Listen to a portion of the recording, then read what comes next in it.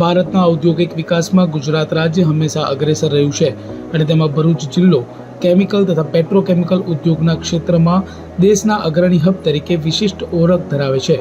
અંકલેશ્વર, પાણોલી, ઝઘડિયા, દહેજ, સાયખા અને વિલાયત જેવા વિકસિત ઔદ્યોગિક ક્લસ્ટર્સના કારણે ભરૂચ જિલ્લો આજે વિશ્વ કક્ષાના કેમિકલ ઇકોસિસ્ટમ માટે મહત્વપૂર્ણ કેન્દ્ર બની ગયો છે। નાના, મધ્યમ અને મોટા ઉદ્યોગ એકમોની વ્યાપક હાજરીના કારણે અહીં અદ્યતન ઉત્પાદન ક્ષમતા વિકસેલી છે, જેના પરિણામે આ વિસ્તારને ભારતનું કેમિકલ કેપિટલ તરીકે પણ ઓળખવામાં આવે છે। આ પ્રગતિની નવી ઊંચાઈ સુધી લઈ જવા માટે આગામી વાઇબ્રન્ટ ગુજરાત રિજનલ કોન્ફરન્સ દક્ષિણ ગુજરાત 2026નું આયોજન સુરત ખાતે થવા જઈ રહ્યું છે। વીજીઆરસી ગુજરાત રાજ્યનું મહત્વપૂર્ણ પ્રાદેશિક મંચ છે, જેમાં ઉદ્યોગ, વેપાર અને નવીનતાના ક્ષેત્રમાં કાર્યરત ઉદ્યોગ સાહસિકો, રોકાણકારો અને નીતિ નિર્માતાઓ એકત્રિત થશે।